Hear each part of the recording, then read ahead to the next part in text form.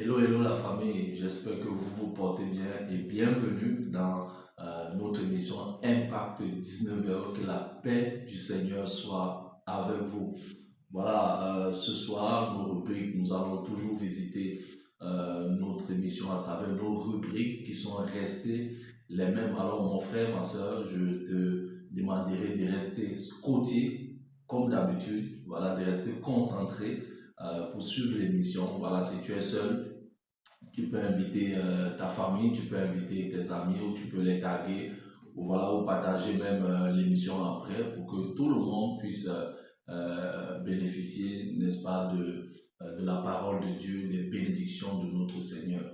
Voilà, restons scotchés et que l'émission commence maintenant.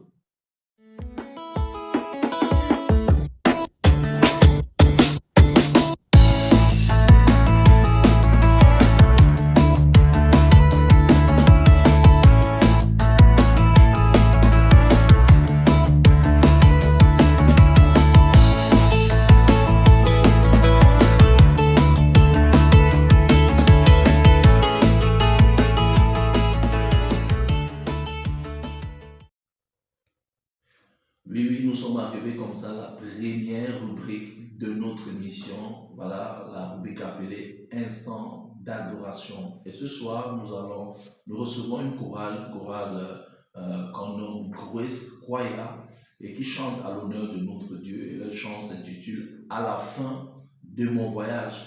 Je vous laisse écouter ce cantique à l'honneur de l'Éternel et nous nous reprenons tout juste derrière.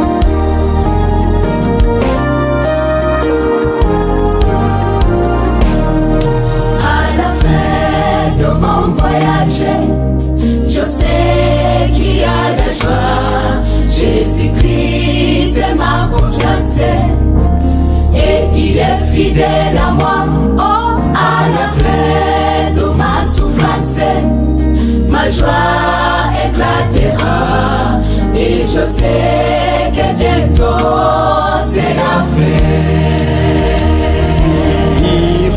Tire dans l'espace, comme un oiseau qui volait, nous chanterons ensemble, Alléluia, oh, sois béni. Sois béni. Jésus, c'est lui le maître et c'est lui le guide. Pas à pas, nous irons ensemble. Tire dans l'espace, comme un oiseau qui volait.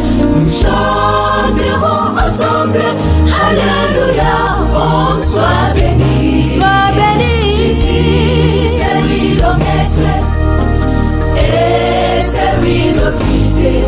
Pas à pas, nous irons ensemble.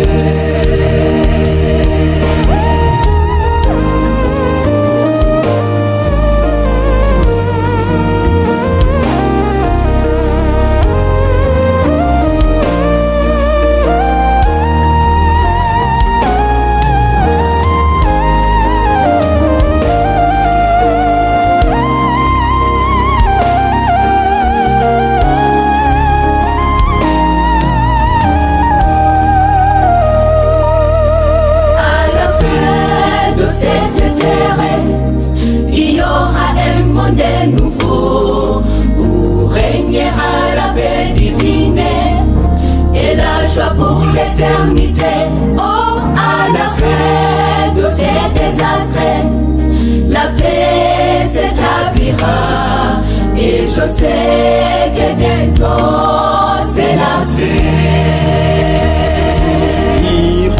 Tire dans l'espace, comme un oiseau qui volait, nous chantons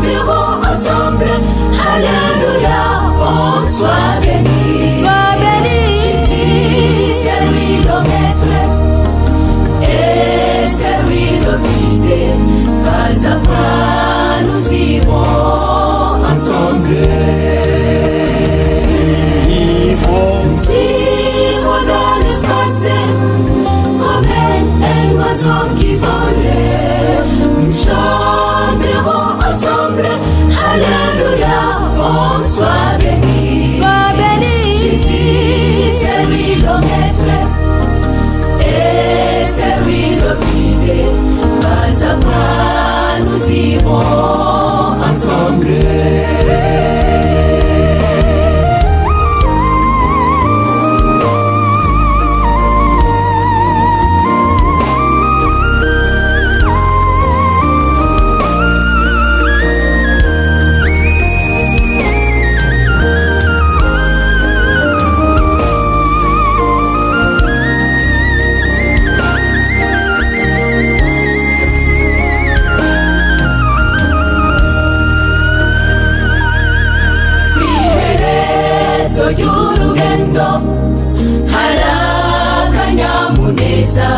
Yesu Kristo ndamwizeye kuko atamemukira okwiherezo ry'imibabaro nzonezerwa cane ndazi ko umuheru uri hafi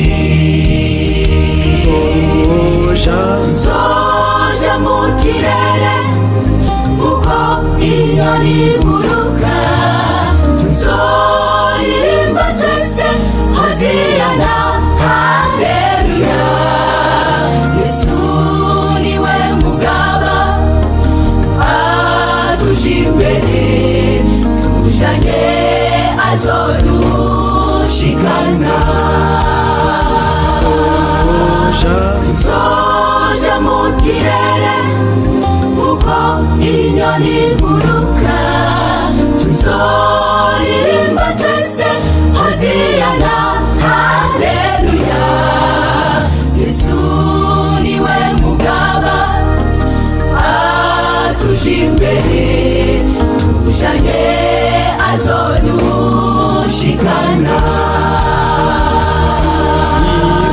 Sirons dans l'espace comme un oiseau qui volait.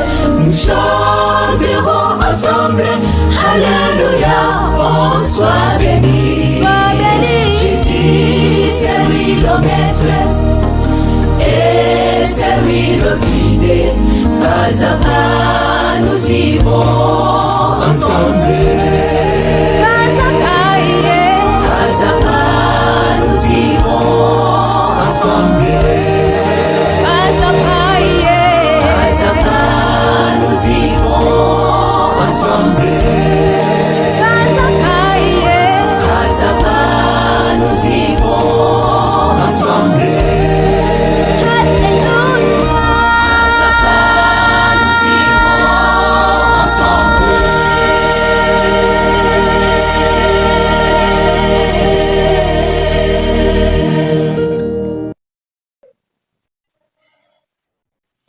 Nous glorifions Dieu, voilà, pour ce magnifique cantique à son honneur. Que l'Éternel bénisse cette chorale et continue, voilà, les accompagner dans ce voyage de la louange à son honneur. Voilà, nous sommes arrivés à une autre rubrique, la rubrique appelée Graines de sagesse.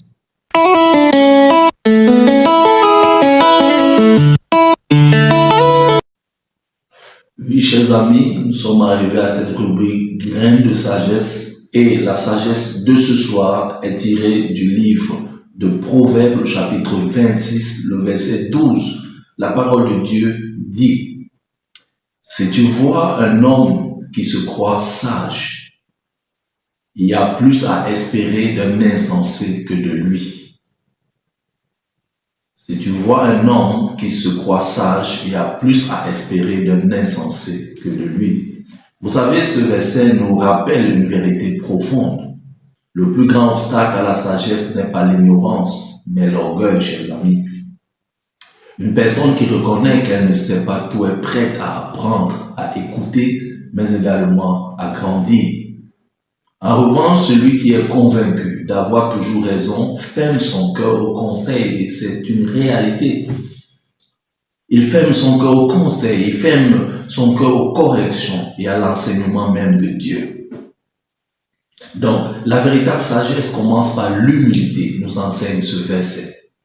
Elle nous pousse à reconnaître nos limites et à dépendre de Dieu plutôt que de notre propre intelligence. Voyez-vous, même après des années d'expérience, nous avons toujours quelque chose à apprendre de quelqu'un ou de la vie. Aujourd'hui, chers amis, demandons-nous, suis-je prêt donc à recevoir un conseil? Suis-je prêt à reconnaître mes erreurs? Ce sont des questions fondamentales.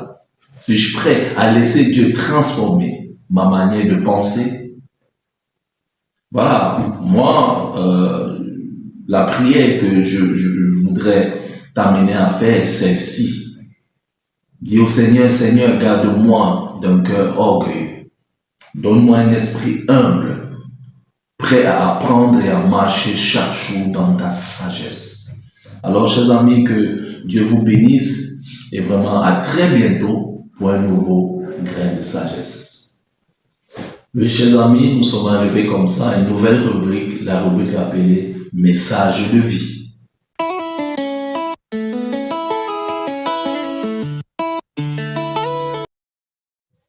Oui, chers amis, bonsoir et bienvenue dans cette rubrique, la rubrique appelée Message de vie, la rubrique où nous partageons la parole de Dieu. Aujourd'hui, Dieu nous parle à travers une notion, la notion de l'obéissance.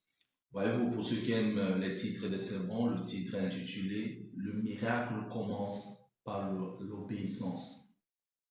Et Jean, le chapitre 2, le verset 1 à 11, va vraiment meubler notre sermon. Vous connaissez bien cette histoire du mariage à Cana. Mais avant de parler ou d'expliquer ou de comprendre ces versets à travers la notion de l'obéissance, on nous raconte l'histoire d'un agriculteur. Imaginez-vous un agriculteur qui reçoit les semences d'une grande qualité et des bonnes semences. Au lieu, n'est-ce pas, de planter ces semences, au lieu de s'aimer cela, qu'est-ce que cet homme va faire? Il va plutôt et il va soigneusement mettre toutes ces semences dans un sac. Et pour lui, parce qu'il était convaincu que ces récoltes-là, que ces semences-là, autant pour moi, produiront une récolte simplement parce qu'elles sont excellentes. Les mois sont passés, les semaines sont passées, voilà, mais il n'y a eu aucune récolte. Lui, il se disait que parce que ce sont les bonnes semences, voilà les semences de qualité, le fait de mettre dans un sac, naturellement, quelque chose va pousser, il va pouvoir, n'est-ce pas, récolter quelque chose. Mais des temps sont passés, aucune récolte. On peut se poser la question, pourquoi? Mais parce qu'effectivement, une promesse elle-même ne produit pas de fruits sans une action conforme au principe même établi. Donc, le principe établi, c'est quoi? C'est qu'il fallait s'aimer, il fallait planter et avant de récolter. Tout le monde sait que pour récolter, il faut s'aimer. Il faut mettre la graine à terre et quelques temps plus tard, nous allons récolter. Chers amis, c'est voilà une image un peu bizarre, mais il en est souvent ainsi dans notre vie spirituelle également. Beaucoup demandent un miracle à Dieu, beaucoup de nos frères, de nos sœurs demandent des miracles à Dieu, mais hésitent à lui obéir. Pourtant, dans la perspective même biblique, l'obéissance n'achète pas le salut, non. Mais l'obéissance n'achète pas le salut qui est un don de la grâce de Dieu reçu par la foi. En revanche, ce qu'il faut savoir, c'est que l'obéissance est le fruit d'une foi vivante. L'obéissance est la réponse d'un cœur qui aime Dieu. Donc, c'est souvent sur ce chemin d'obéissance que Dieu manifeste sa puissance. C'est souvent sur ce chemin d'obéissance que Dieu accomplit des grandes choses. Vous savez, Dieu demande souvent un acte d'obéissance même avant le miracle. Nous sommes dans Jean le chapitre 2, le verset 1 à 11. Je l'ai dit en amont, vous connaissez bien cette histoire. Le mariage, n'est-ce pas, à Cana. Et l'histoire nous dit que Marie est invitée, Jésus aussi est invité. Alors le vin finit et la mère Marie dit à Jésus que le vin finit. Et Jésus dit à sa maman, qu'y a-t-il entre moi et toi? Mon heure n'est pas encore arrivée, mais la maman va dire à ses serviteurs, faites ce qu'il vous dira de faire. Voilà, chers amis, c'est quelque chose de terrible ce qui se passe là. Et les serviteurs vont regarder Jésus-Christ. Eux qui écoutaient le moment maintenant, leur regard est braqué sur Jésus. Et Jésus dit aux serviteurs, remplacez d'eau ces vases, remplacez d'eau ces jarres.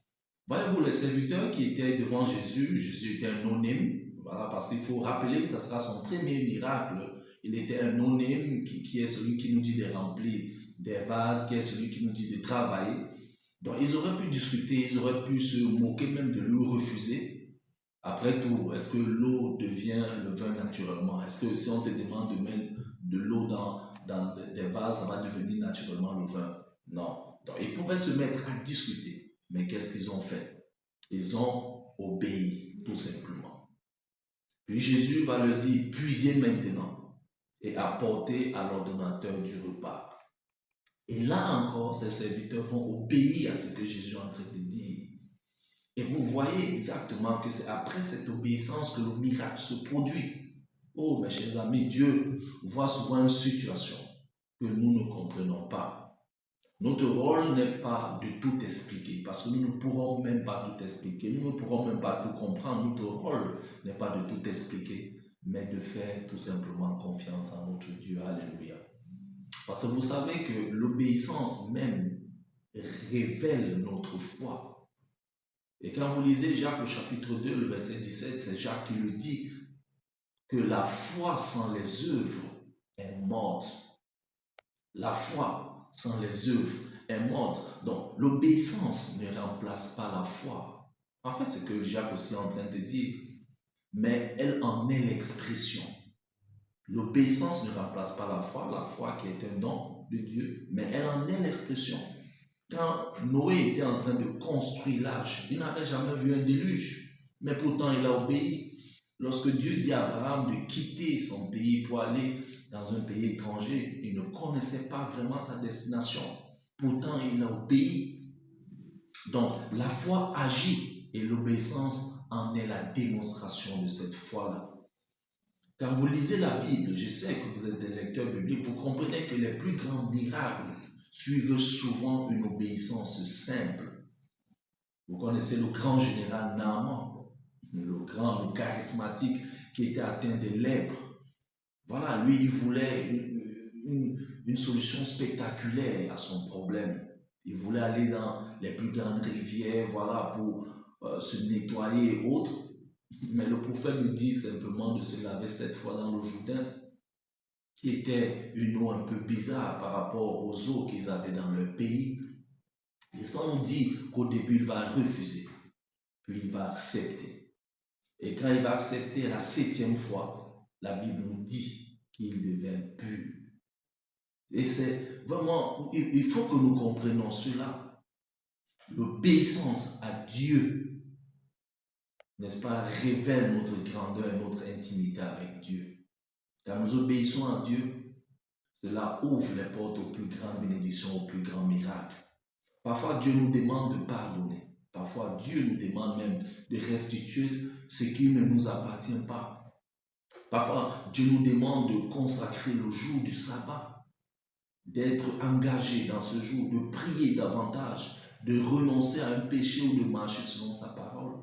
Parfois, Dieu nous demande, il nous demande de rendre des dîmes et les offrandes. Oui, ces actes peuvent sembler simples, ces actes peuvent même sembler simples ou bien qu'on peut même négliger parce que nous les suivons tout le temps, nous suivons le pasteur le répéter tout le temps et autres, mais ils ouvrent aussi la porte à une transformation profonde.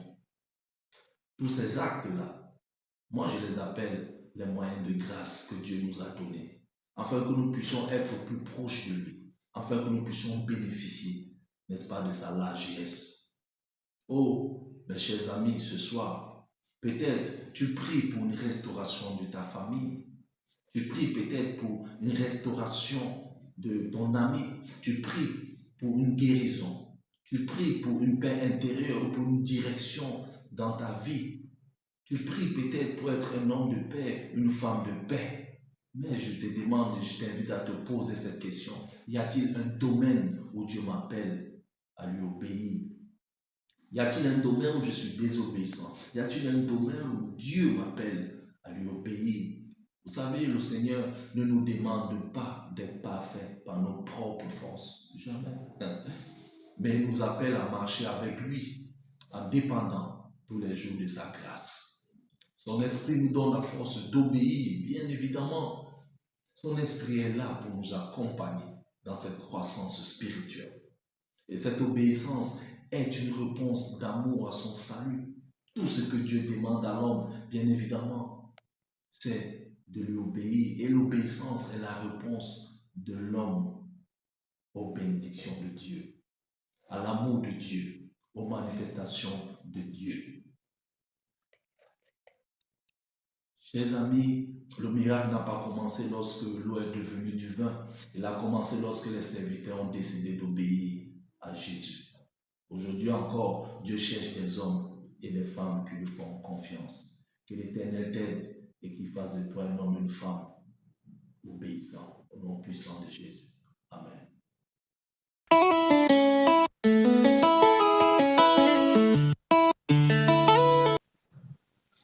Voilà, chers amis, nous glorifions Dieu pour ce message. Nous sommes arrivés comme ça à notre rubrique, la rubrique appelée Cœur en prière.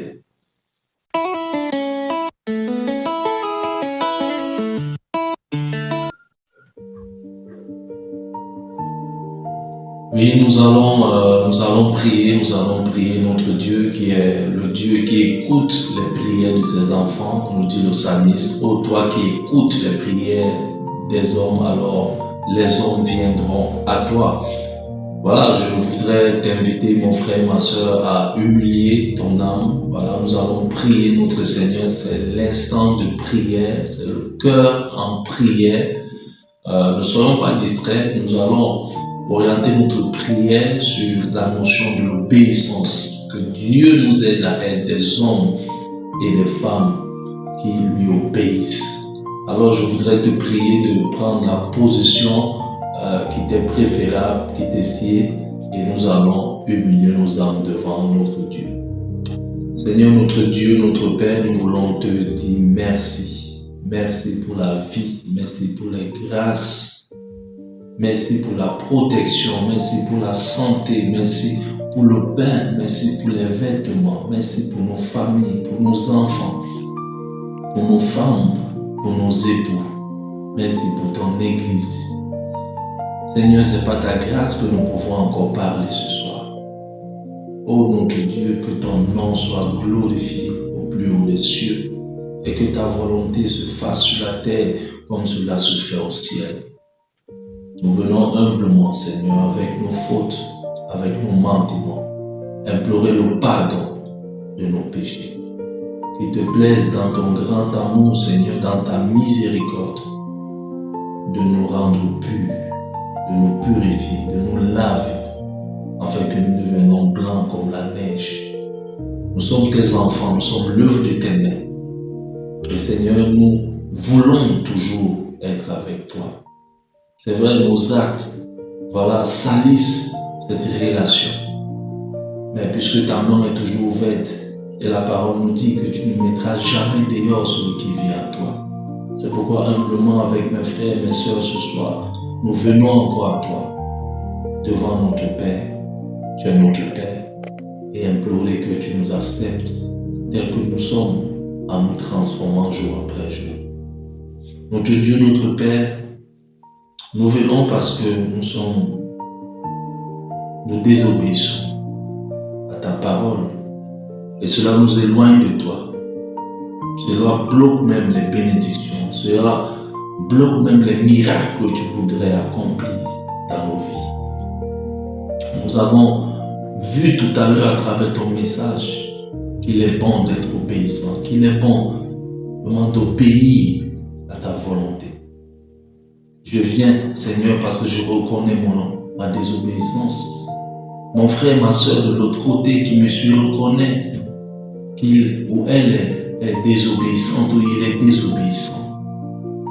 Et nous venons humblement, Seigneur, afin que tu nous aides à être des hommes et des femmes qui obéissent à ta volonté.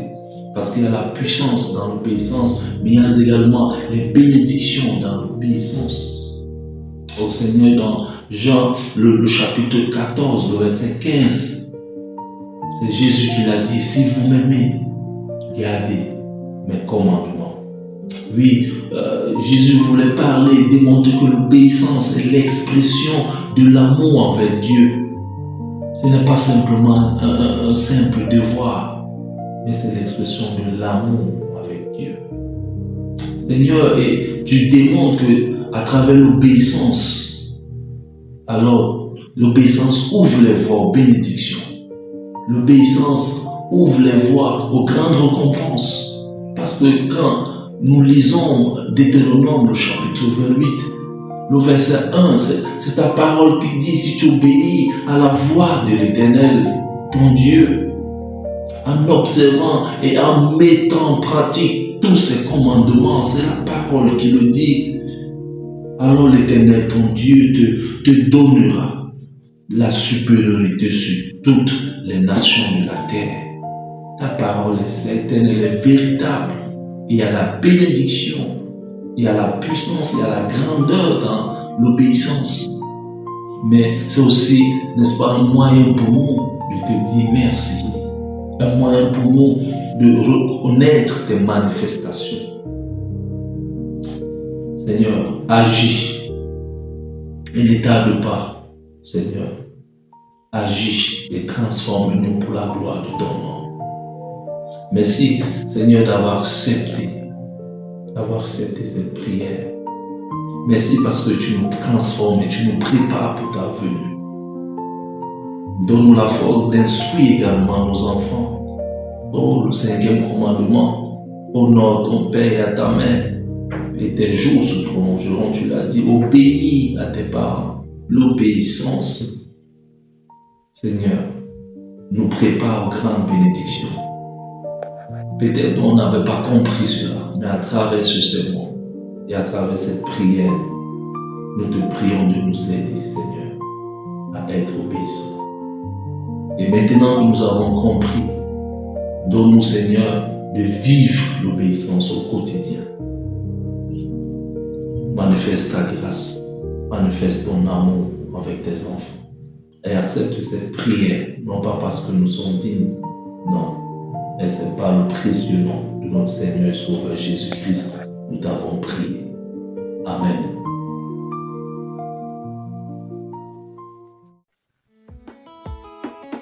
Oui, chers amis, nous bénissons l'Éternel parce que l'Éternel a été avec nous, nous le glorifions parce que sa main est avec nous durant toute cette émission. Voilà, que l'Éternel continue à vous bénir, que l'Éternel continue à visiter vos familles, vos maisons et à faire de nous des hommes et des femmes obéissants pour la gloire de son nom. Voilà, partagez, commentez, likez, abonnez-vous. Voilà, il faudrait que nous donnions beaucoup de force à cette émission et que les autres personnes également puissent connaître cette émission pour recevoir beaucoup de bénédictions comme nous le disons toujours. Voilà, que Dieu soit avec vous et prenez soin de vous-même. Voilà, que l'Éternel vous donne la sagesse de prendre soin de vous, d'être obéissant à sa volonté. Voilà, je vous laisse avec cette bénédiction. Que la paix de l'Éternel soit avec chacun d'entre vous et que sa protection vous accompagne et fasse de vous des hommes et des femmes accomplis pour la gloire de son nom. Au revoir.